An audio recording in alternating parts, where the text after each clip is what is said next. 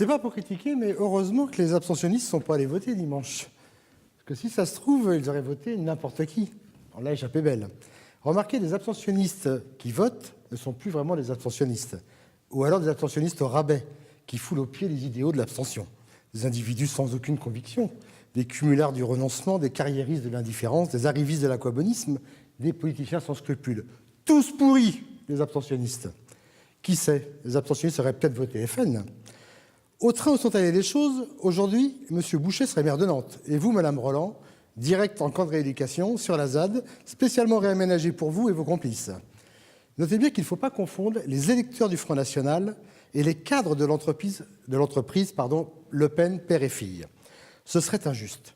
C'est vrai, c'est rare quand même quand les actionnaires sont aussi les clients. Vous ne pensez tout de même pas que M. McDonald bouffe dans ses McDo. Ils ne sont pas bêtes à ce point-là chez les Le Pen. Les Français savent bien que le FN n'est pas la solution. Au contraire, c'est juste qu'ils sont taquins. Ils aiment tirer sur l'élastique de l'ecclésiastique, pour reprendre une expression bien connue dans l'Ouest démocrate chrétien. C'est marrant cette propension des pauvres à taquiner les politiques. Vous avez remarqué, à chaque élection, il faut qu'ils la ramènent. Ils pourraient se contenter de rester au bistrot avec leurs copains feignants. Eh bien non. Non contents d'être dans la merde, ils veulent y entraîner les autres en votant comme des cons. Fascistes les pauvres. Quand on vit avec 499 € de RSA par mois, on ne se mêle pas de faire de la politique.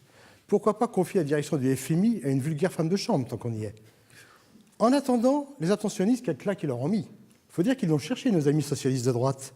Oui, la droite actuellement au pouvoir est beaucoup trop à gauche. Monsieur Hollande est quasiment giscardien, autant dire un vrai gauchiste. C'est devenu insupportable pour les Français, qui réclament plus de vidéosurveillance, moins d'étrangers, plus du tout de Roms. La peine de mort pour les intermittents du spectacle, l'abolition du mariage pour tous, un chèque en blanc au MEDEF.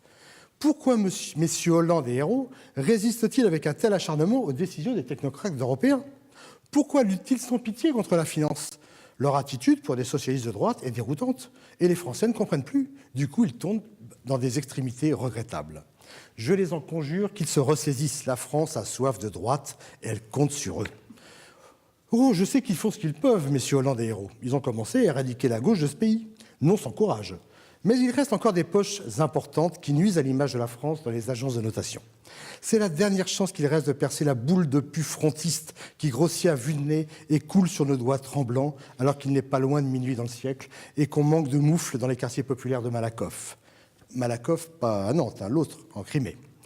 Puis-je leur donner un conseil? Monsieur Hollande doit remanier, avec la même fermeté qu'il a mise à convaincre Mme Gaillet de leur passer du beurre sur son croissant. Attention, un vrai remaniement, avec un gouvernement resserré. Pas question d'y faire entrer Ségolène Royal. Si c'est pour qu'ils s'engueulent sur l'éducation de leurs enfants à chaque conseil des ministres, merci bien. Non, un gouvernement digne de la France actuelle. Mesdames et messieurs, nous l'apprenons à l'instant, voici la composition du nouveau gouvernement de salut public nommé par M. Hollande pour conjurer l'affront national.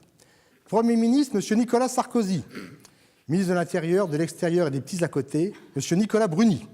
Ministre du footing et des conférences à 200 000 € au Qatar, M. Nicolas de Nagy-Boxa. Ministre des Télécommunications, M. Paul Bismuth.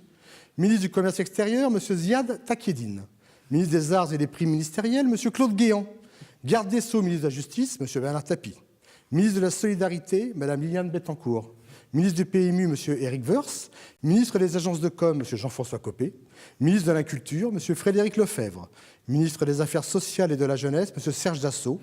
Ministre des Nouvelles Technologies et des Idées Neuves, M. Patrick Buisson. Enfin, pour faire bonne mesure et au titre de l'ouverture, ministre du Budget, M. Jérôme Cahuzac. 13 ministres à la douzaine, une vraie bourriche, qui devrait requinquer le moral du pays, à défaut de celui de M. Hérault.